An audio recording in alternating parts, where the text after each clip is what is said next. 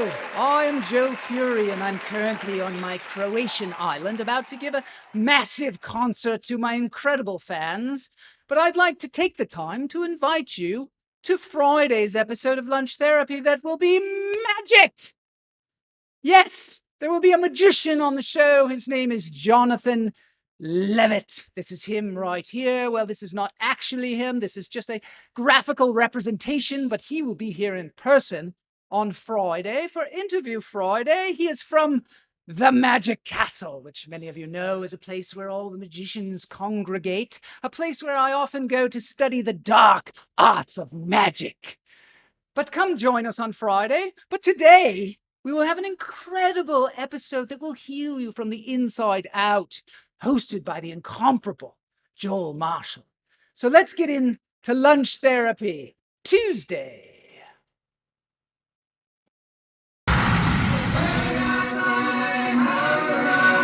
I'm gonna get myself a modem. I'm gonna get myself a modem. I'm gonna get myself a modem. I'm gonna get myself a modem. I'm gonna get myself a modem. I'm gonna get myself a modem.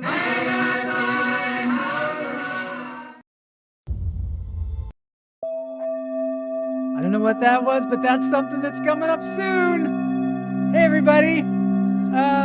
Joel Marshall here. It is Tuesday on Lunch Therapy. Had a nice intro there from the man, the myth, the legend, Joe Fury. Welcome to Lunch Therapy Tuesday. Today is a day where we are going to explore some alternate forms of therapy. Maybe one you haven't thought of. So in through the nose, out through the toes. Hold it. Let it go. Take 3 breaths at the top of the show. Lunch Therapy is a show where you can put down your burden, take a few breaths, have some fun, maybe learn something, maybe laugh even. In through the nose, out through the toes.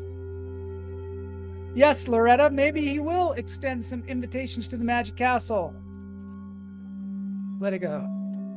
Yeah, so the Magic Castle is a members-only castle where members can, actually not members only, but it's a membership castle where magicians join. Thank you for saying, cool shirt. I love this shirt. Your eyes are as blue as the sky. Great. Thanks, Guignel. Yeah, so the Magic Castle is a place where all the magicians congregate, and they're members, and then they can invite other people to come there, and they have these tickets that they can give to people and invite them to the thing. You got to wear a tie. There's a dress code. Incredible magic going on there. All the greatest world magicians are there. In through the nose, out through the toes. Hold it. Let it go. Thank you, Ganil, for sending in this beautiful background of a wind chime. There's a hummingbird feeder. Speaking of that, I saw a picture of Chuck Goldsmith's daughter gave him a bird feeder for his birthday. I mean, that's pretty cool. Let me see if I can call that up. I think I can. I know that I can. I can do it. Here it is. Chuck Goldsmith's hummingbird feeder. Guignel also gave me one of those as a present. Gave it to me and Kamala. It's a beautiful, beautiful bird feeder. There's Chuck. Make the variant disappear. Yeah, really. We need to make some variants disappear, that's for sure.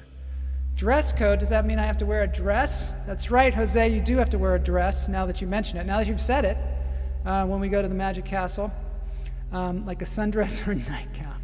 I think a sundress would be better. In through the nose, out through the toes. It is very dark in the Magic Castle. Let it go. So I don't know how appropriate a sundress would be, but it might bring some light. Pretty cool, huh? Yeah. All right, so I wanted to show you this dog. It's called Pixeladog. He's was generously this video was donated by Old Clapperboard Productions. This is Pixeladog. We're gonna get him to do a promo for lunch therapy as well. He is a very talented dog that speaks. There he is.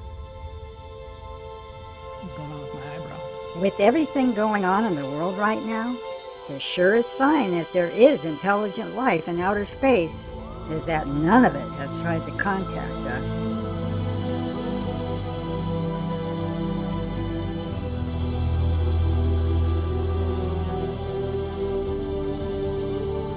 Have you guys seen my horse?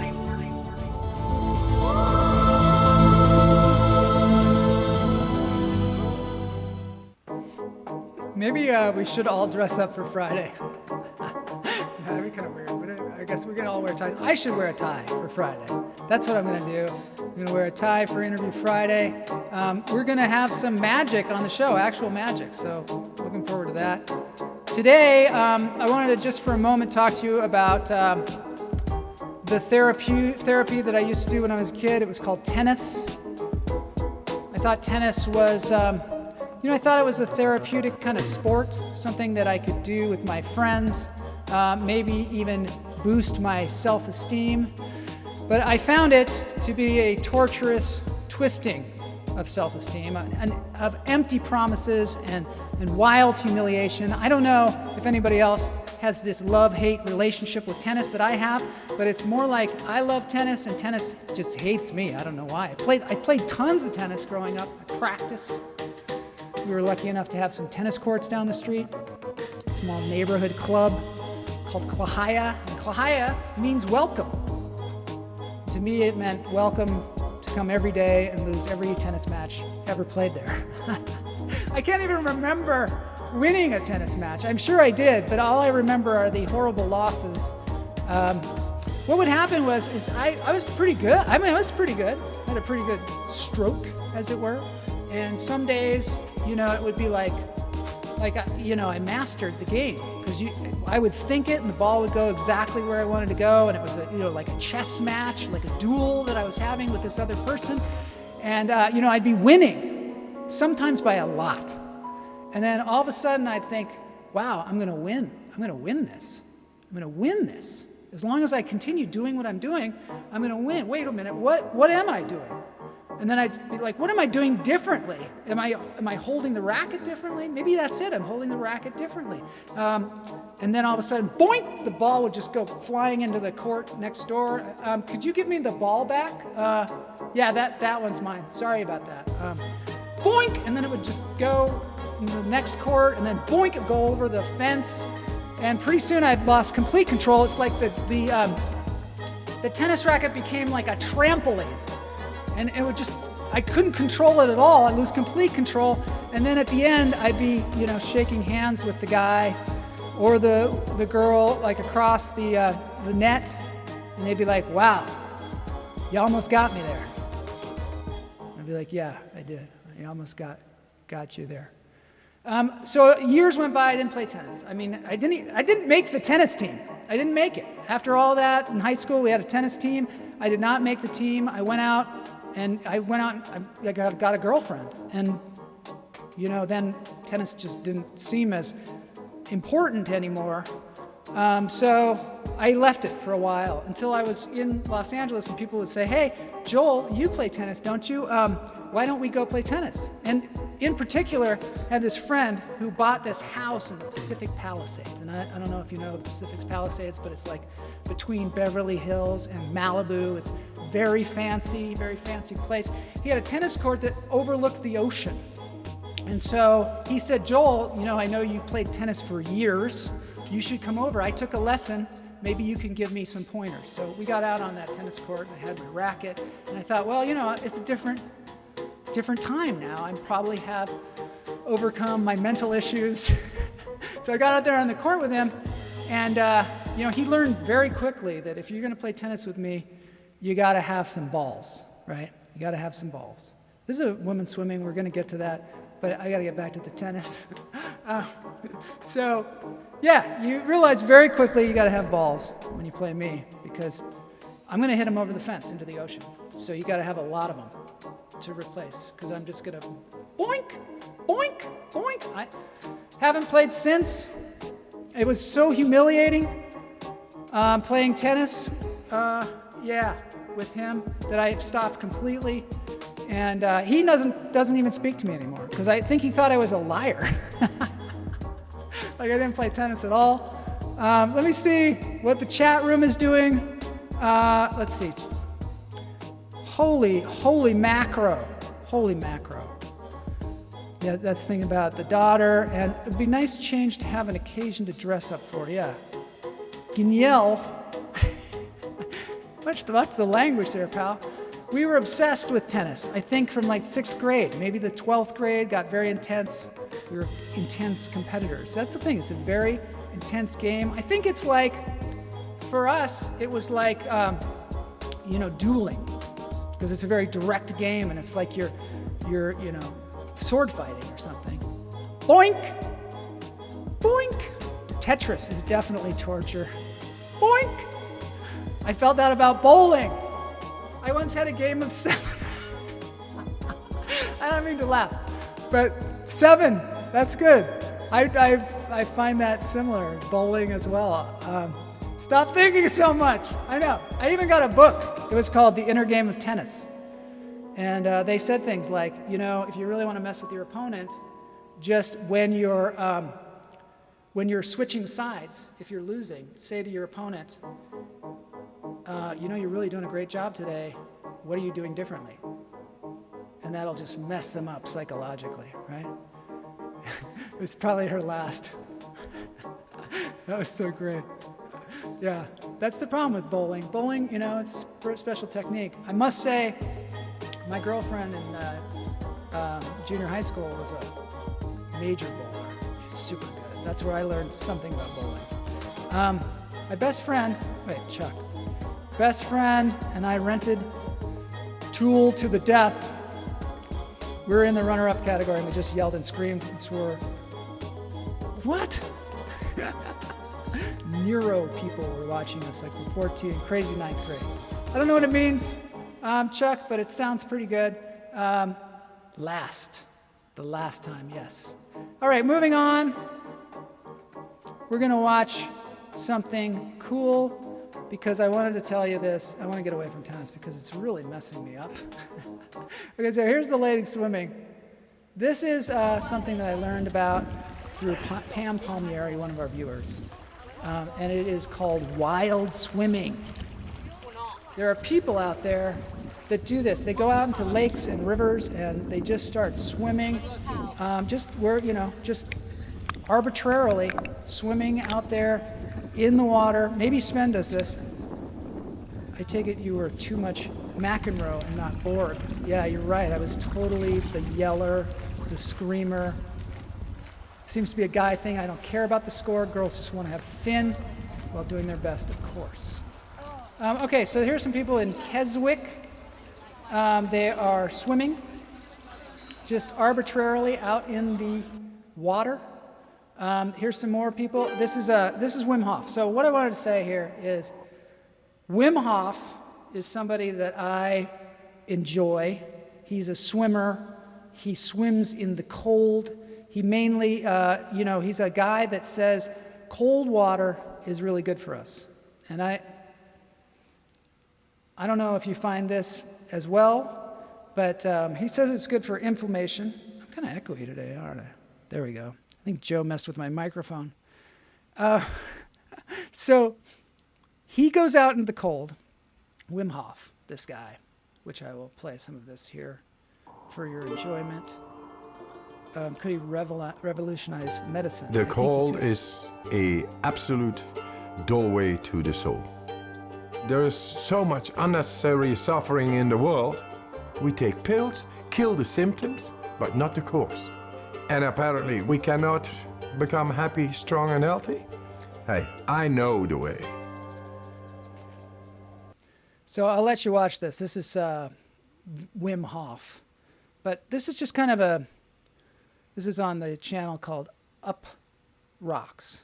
But this was kind of my introduction to the idea of swimming in cold water. And last year on the show, I decided I was going to go out into my cold pool every day and get in the cold water. And it freaked me out, totally freaked me out. But I found that I got stronger, and it's apparently good for your immune system and good for inflammation, trying to keep inflammation down, which is one of the main causes of health problems. So Pam Palmieri then turned me on to this interesting article in The Atlantic about wild swimming and how swimming in the wild can change you. So I'm thinking this is actually therapeutic. Guignol says, you should do that again.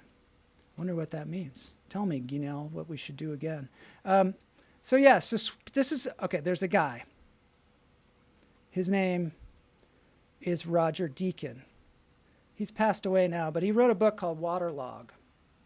And Waterlog is a book about his journey when he decided, hey, I'm just going to start swimming in rivers where I live. And he lives in the UK. And he started swimming in rivers. He would swim home. He would swim all kinds of places. And he wrote a whole book about it. In the book, all he does is just talk about the different places that he swam. And he said that this was massively beneficial to him. One of the things that he said about it was that he would feel like he was a part of nature when he swam, because you get right into the water and you're at eye level with a lot of the ducks and a lot of the animals and things like that. And for some reason, it has these incredible therapeutic effects.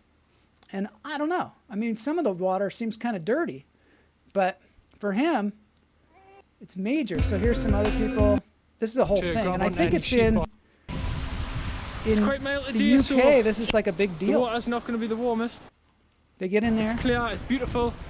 We're the only ones here right now. We've got the place to ourselves. Enjoy it the most I can. If I'm brave enough, I'll try and get you some jump shots. There he goes into the water. This is a channel called Richie Brown An Adventurer.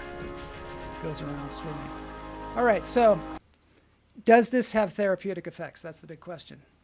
And I looked around and I found out that it does. Because I found this woman, her name is Helen Harvey. And Helen Harvey is a therapist. It's like commission sales. Let's see, I'm thinking it's connected to grounding, so many health benefits. Let's see, the dirty water he swims in. No, really, there are people that actually swim in toxic water, but we're not into that. I think probably, there's enough waterways out there that won't kill you. So I'm looking around, trying to figure out, like, is this actually beneficial? And I find this woman, Helen Harvey, and I'm going to let her explain it. Hi, this is Helen, the Dynamic Dipper from Morecambe Bay. We're not in Morecambe Bay today, we're at Levens. Beautiful. So Helen said that I could play this video so that we could understand what this is all about. So thank you, Helen. Beautiful day today. It's quite cold. I've just taken the water temperature and it's 5.5 Celsius. We're in January. Okay, so I just wanted to talk a little bit about anxiety and trauma and how cold water swimming helps that. So my job, I don't know whether you've watched my other videos, but my job is that I'm a child and adolescent trauma therapist.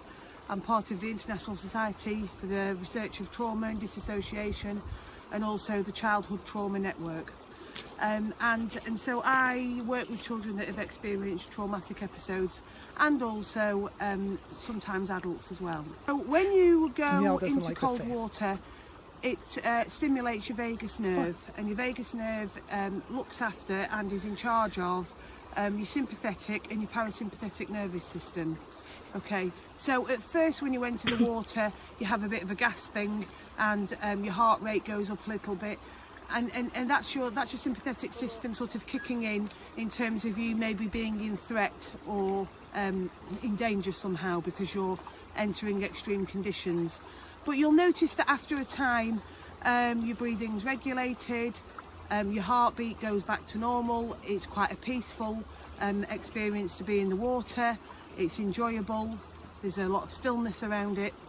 And actually, after you come out of the water 20 minutes later, you will notice that you're able to take a deep breath. So sometimes when people experience anxiety and they've experienced trauma, they live sort of in a hypervigilant state, and they breathe from sort of here upwards.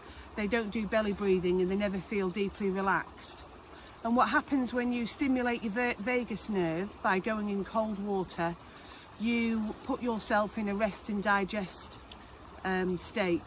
And so the more times you go into cold water, the more your body gets used to regulating, and you sort of stay in your window of tolerance, if you will, in terms of how you can manage things and your emotions, and also, you know, Window of tolerance. your sort of your somatic things that are happening within your body. So you'll notice that over time, if you've been dipping 2-3 times a week in cold water, that actually those symptoms of anxiety have lessened, and also it helps low mood. And there's lots of articles on the internet that you can search that supports that. So that's pretty cool. So 2 things that I'm getting here is, one, it can help you with your anxiety, which seems like a really good thing. The other thing is this thing about the vagus nerve. Guignel says he likes stimulating his vagus. Apparently you can get massages, and I'm like, what is the vagus nerve? What is that? And apparently it's a nerve that goes from your brain and then goes through all of your different organs, all the way down, and it does all kinds of incredible things. We're going to have to look into that, because it regulates and it monitors all of your different organs, and is this very, I always thought it was like a joke, vagus nerve. I thought it was like, you know, stimulating your inner Vegas or something like that, like Vegas, like a casino or something like that. Ding, ding, ding, ding, ding, ding, boink. But apparently this vagus nerve is super important, and this swimming around in cold water helps us. That theory. It also controls your window of tolerance, so you're able to deal with things in a more rational, regulated way. Your emotions are more regulated. And it also changes your perspective, and I've mentioned this on other videos, it also changes your perspective on your coping capacity.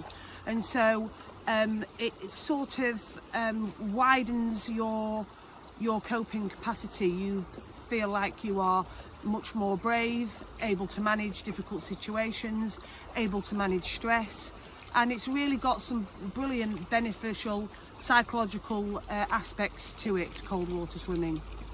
Also slows down the pace in terms of you being in the water, there's a stillness, it's cold, you know, you're probably only a few of you, or you're on your own, you're enjoying the peace, and also, you know, it just makes you feel really brave, and I've mentioned that before. So if you want to find out anything more about the polyvagal theory, or indeed about fight or flight, or your vagus nerve, you can go and Google those on the internet. It's getting quite a bit more coverage now, and cold exposure is one of the things that helps with regulating your vagus nerve and stimulating it. So I just thought I'd do a quick video on that, in terms of, if you're really struggling to get into the water, at least you can try and read up on some benefits of it, and that might encourage you a little bit more. Anyway, I'm about to go in.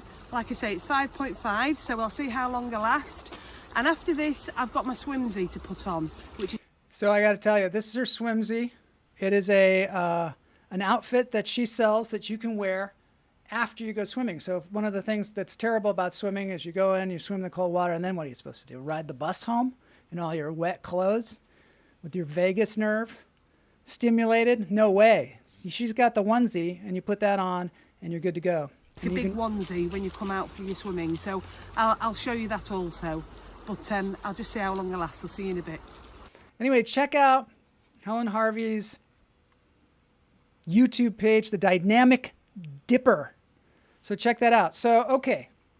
So this is building a pretty good case here for swimming in the wild. And I'm going to have to go out and do that. I think possibly we're going to have to film it. But there's one other thing that I saw, which is John J. Scott. He made this incredible documentary film that he said I could show part of. And it's about swimming in the sea. Aren't we going to see her swim? We could see her swim. You want to see her swim? All right, let's do it. Hi, this is Helen. Here's Helen.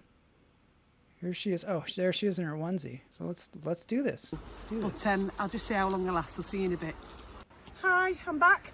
I've been in. I don't know how long for. Wait a minute. I think she cuts from the swimming.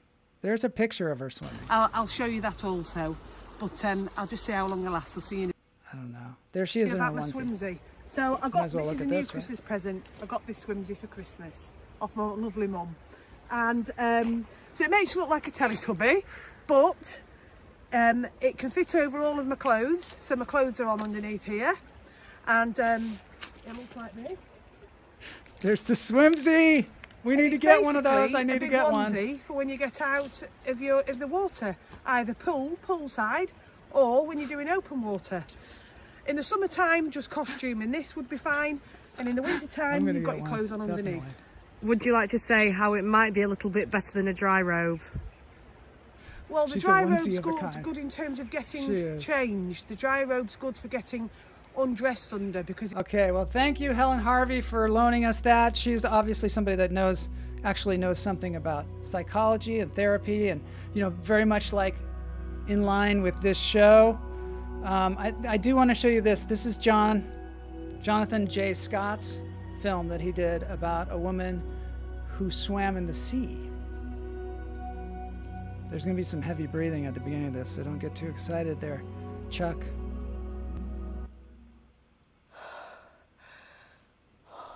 He doesn't believe she knows.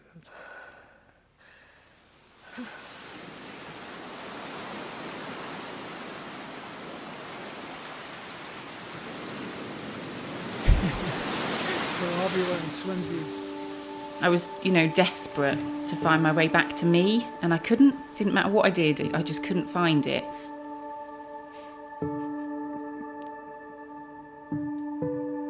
I think that was part of it, that getting poorly, either, depression or, the anxiety, all of it, the panic, the sleep loss,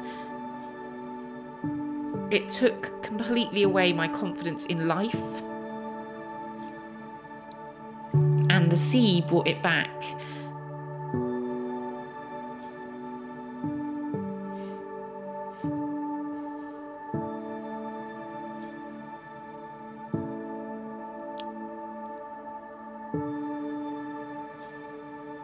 I was kind of going through life doing what we all normally do, working very long hours, looking after family members, trying to keep, everybody happy, trying to go to everything that everybody was inviting me to. Thinking you're doing all of the right things in being extremely busy, but all of a sudden became really, really tired, really exhausted, horrific fatigue, and just could no longer carry on. It was almost like my poor brain and body just crashed through severe exhaustion. And through that, I pretty much had a nervous breakdown, which was, in a way, a breakdown of my nerves, and got something called myoclonic jerking, which is where my muscles went into kind of a nervous state. So whilst I was trying to rest at night time, my muscles would keep jumping. And the only kind of reason or cause that the neurologist could come up with was that I'd completely exhausted my body.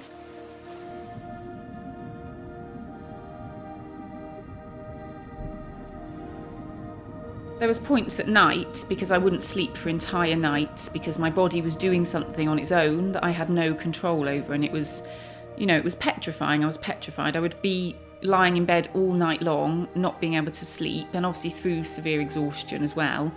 You're very emotional because I was so tired. So I would often just lay awake and cry. It was one of the loneliest times I feel that I've had in my life so far. So I'd find myself kind of out very early morning with my camera, because I really like taking sunrise photos. And I'd go down to Battery Rocks and just sit and wait for the sunrise. And so that's where I met some of the Battery Rock swimmers, and I met Mike. And the swimmers kind of found me really and invited me to start swimming with them. I try and go every day, whatever the weather. In fact, sometimes the weather is part of the whole experience. And sometimes you just meet people that you feel you've known for all your lives. And I love swimming with Katie because it's a very calming influence to have one other person swimming at the same speed and with the same style. Mike kind of came along at the right time, really, and I look back now and think how amazing, in the sense of that it was meant to be, which you can only ever link up the dots, can't you, when you look back.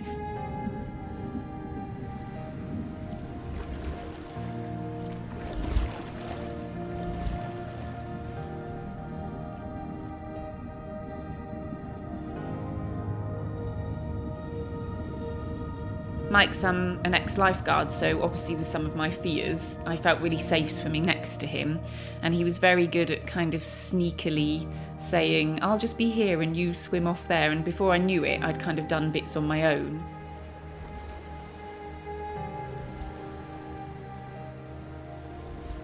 You get in, you know, it's freezing cold, you get this real rush of that you're doing something that's completely out of the ordinary, but it really kind of energises you, and it's something that makes you feel really proud of yourself because you feel like you're doing something that's quite brave. And I think what had happened with me, because I'd got poorly, was all my confidence was completely knocked out of me. It made me feel brave again and gave me a tiny little bit every morning of me back. That I'd get out and think, I can swim in the sea, so there's a part of me still there. And, you know, my son hasn't lost his mum and I haven't lost me. And slowly that little bit of bravery, and it was a really long time, but it kept creeping back in, that I'd walk away and feel a little bit like I had a tiny little bit of strength and a tiny bit of capability left. It is that thing about, you get lots of knocks in life and you always think, is it me? You know, everybody else is cleverer than me. Why is this happening? But if you've done something that is exceptional, and whenever you say to people, we go swimming before the sun rises in the sea, in the wild sea, suddenly their perception of you changes a little bit and they think, I couldn't do that. So that, in building up a sense of self-worth and achievement, is massively important. And it's beautiful to be involved in that. I know that sounds a bit airy-fairy, but it is. I'm witnessing what's going on with her on a regular basis. The sea was something that kind of offered me its own support in a way, that I felt looked after by it and supported by it, because I could just get in and let myself kind of be, like I said earlier, be part of something that's bigger than me.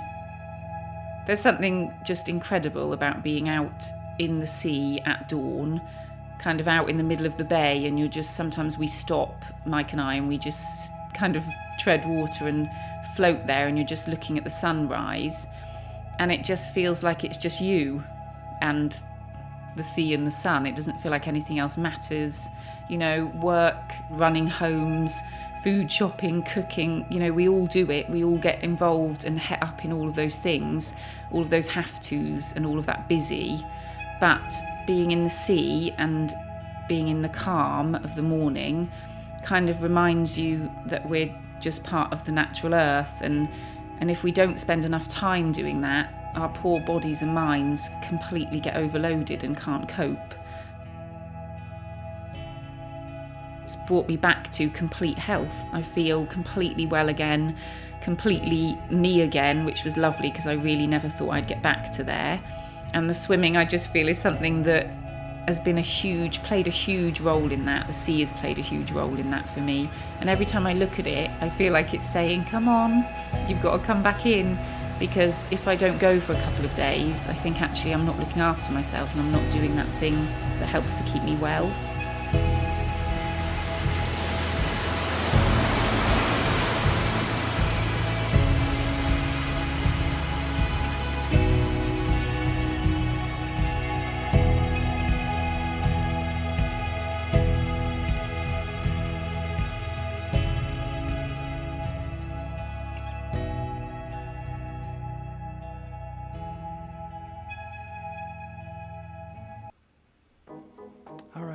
was something else. So yeah, so there's the benefits of swimming in the ocean, in rivers, in the something that is not toxic. The sea is calling me. I know. I'm looking forward to getting out into the sea. I am now over my fear of sharks because we had Ocean Week here a long time ago on lunch therapy, and yeah, I'm also going to get out there in the freezing cold pool every day too. And we'll see if we can film some of my experiences in the ocean. Yeah, going down to, I don't know, Marina del Rey, jumping in the water. Who knows? Before we head on to the end of the show, I want to show you a couple things. First thing is these are some lemurs enjoying some popsicles. This is just to cool you off. I know it's very hot in some places in the world right now. And this is what the lemurs are doing at the Oregon Zoo in order to stay cool. They're having some very nice rainbow popsicles. It looks good. Looks good. I didn't know lemurs did the whole popsicle thing. I knew they did pumpkins because all animals do pumpkins. All animals love pumpkins. But popsicles seems kind of weird. Spaceport America is the first dedicated commercial spaceport. Don't let the space people jump in on our fun here today, because I know there was some crazy thing with some guy that went up on a crotch rocket up into space. But we're not covering that today. We're covering hippos. So I just want to talk to you a little bit today about hippos. Hippos, you know, more commonly known as hippopotamus. I want some rainbow treats. Yeah, me too. Squirrel and I were sharing a popsicle the other day. Wow. Squirrels like popsicles?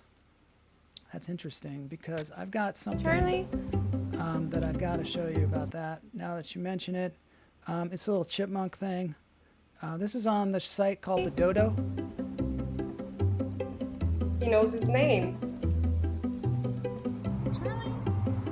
3 years ago, Charlie. I was randomly in my parents' backyard and I see this little thing just going back and forth.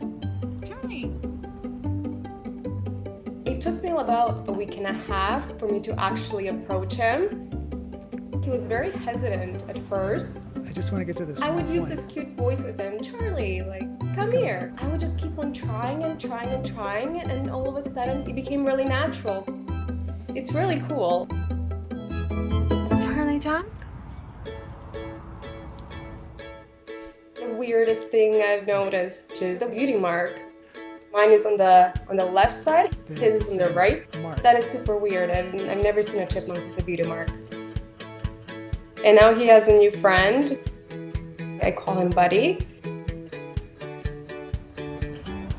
He got comfortable just because Charlie was there.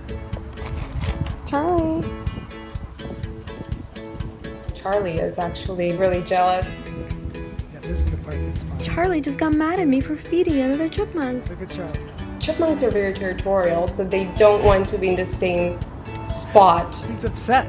He won't even eat the nut. He was sitting looking at me like he was about to cry. That's so weird to see from a chipmunk. He would not take it. It's just like, I can't believe you did that to me, you know? High five. That's hilarious. Freeze. All right, It's so crazy that's, how much he understands. It is. It's crazy. All right. So Matt Wright said, I've never felt confident as a swimmer, confident in spite of or because of Klahaya. I have never dealt with it. These folks are inspiring. They are. Yeah, that's what I'm trying to deal with too, is that to build up my tolerance, I guess. Sometimes, you know, I look in the mirror and say, stop being such a wimp. Come on now, Marshall, get it together. Super weird. Yeah, wasn't that funny when he got upset? Kenyel has a relationship with hummingbirds. Oh, I wanted to say something about hummingbirds really quickly. I mean, super fast. Vagus nerve. This is just, we were talking about the vagus nerve, And I found this, which is really interesting. So here's an article on the vagus nerve and on the site called Sensate. And this is what they start with. I'm like, what's the vagus nerve? And it says, hummingbirds are a mystery. They're tiny, and their hearts beat incredibly fast. All zoological rules dictate their lives should be drastically short. But these bright little birds defy biological science by living 5 times the length their heart-fluttering physiques suggest. Why? Well, it may have something to do with their resonance. Hummingbirds vibrate while hovering at around 50 hertz. And resonance, as we'll see, can affect the vagus nerve. The nerve is a neural highway running through the lengths of our body. It's becoming clear that stimulating the vagus nerve, Gnil, and improving the vagal tone can enhance both physical and mental health. So there you go. These hummingbirds are stimulating their vagus nerve by flapping their wings at 50 hertz. So there you have it. So hippopotamuses. I want some kind of music with my hippos. Just a moment here. There we go. There's some hippos. Hippos are actually very dangerous animals. You don't want them as pets because they are very unpredictable and they are large. They can be up to 2 tons in weight. They're mostly herbivores. They're semi-aquatic. I looked around a lot and I found out that a lot of people were saying the hippopotamus can't swim. They can just walk around on the bottom of the water. Chipmunk story. I gotta look at the comments. Be still my heart. No wonder I like stimulating my vagus. Yeah, because you're a hummingbird. 50 hertz. Hippopotamus means river horse. And does anybody know what a group of hippopotami are called? Hippopotamuses? I'll leave that for somebody in the chat room to see if they can come up with it. They are the 3rd largest animal. Look at them eating that grass. I actually slowed this down so you could really see them eating that grass there. Because, you know, we go all the way here at Lunch Therapy. We go all the way to the vagus nerve. They are the 3rd largest animal on the planet, yeah. The first, who are the first 2? That's another quiz question. So, what is a group of hippopotamuses called? What are the 2 larger animals than the hippopotamus? I'm talking land animals, of course, not the blue whale or something. The closest relatives to hippopotamuses, yeah, good, Kamala, that's the first one. That's the largest land animal, is the elephant. What's the second? So yeah, the closest relatives of theirs are the whale, the dolphin, and the porpoise. If you can believe that. Chuck is right. A group of hippopotamuses is called a bloat. Loretta says elephant, and Kamala says rhinoceros. That's right, elephant, rhinoceros, then hippo. And they are called a bloat. Looks like Loretta and Kamala got that one. Sven got it. Takes him a little longer because he's so far away. Takes a little longer to get to him. So yeah, just to reiterate, hippopotamuses are dangerous. They are like so big. They got those big mouths, but they are, you know, super fun. And, you know, you don't want to hang out with them, but they're fun to watch from afar. Just gonna watch one eat a pumpkin now. There they are eating pumpkins. This is at the Woodland Park Zoo in Seattle. And an elephant or a hippopotamus. I don't know. Elephants are not that dangerous, I don't think, unless you don't know them. It's Camel on YouTube. I can't see her comments. What? It's terrible. It's terrible. All right, so that was that. Now we're going to move to the dance break. Thanks, everybody, for joining us here today on Tuesday. I have a very special dance break, of course, as always. But this is a song that Camel and I were just singing one day, and we're like, what is that song? And I found somebody to sing it for us, Robin Adele Anderson. She's an incredible singer. So let's go for it. I just want to say this probably has something to do with my heritage. The song does, because my family, one side of my family came from Italy, and they came all the way from Italy and they moved to Pittsburgh. And this song, I believe, was written about Italians coming to America and just trying to fit in and dance the mambo. Thanks, Sue, for being here. It's great having you. Yeah, believe it or not, I am at least one quarter Italian. Thanks, Loretta. Thanks, everybody, for being here. It just makes it so fun to have live people experiencing this stuff live, so we can, I don't know, become better swimmers, stimulate our vagus nerve. Is that an ASOS shirt? I don't know. We don't know those things. Let's get to the mambo. Here we go.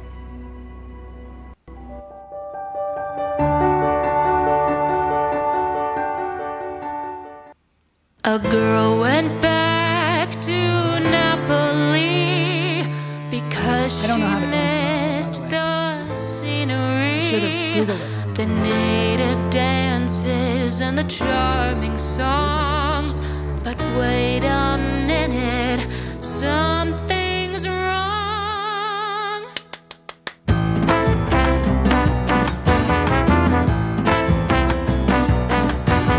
Hey mambo, mambo italiano. Hey mambo, mambo italiano. Go, go, go. You mixed up Sicilian, Italian, Calabrese. Do the mambo like a crazy with the hey mambo. Don't wanna tarantella. Hey mambo, no more mozzarella. Hey mambo, mambo italiano. Try an enchilada with a fish, a bacala, and a hey goomba. I love it when you dance the rumba, but take some advice by Shino. Learn how to mambo.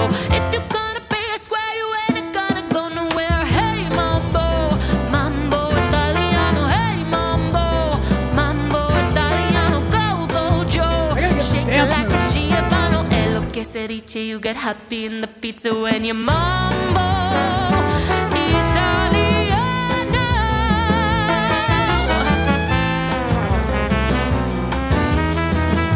Mambo lessons next time.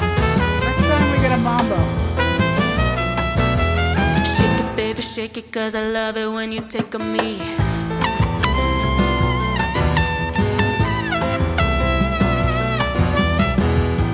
I gotta say thank you Mama to Helen say Harvey stop or I'm gonna tell her with her papa. onesie Hey, and her psychological breakdown.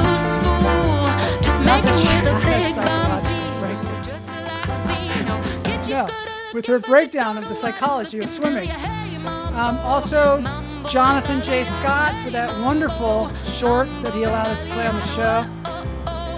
Please go to his channel. It's fun, right? Lunch stuff is fun. Shake it. All right, we'll see you all on Friday for some magic.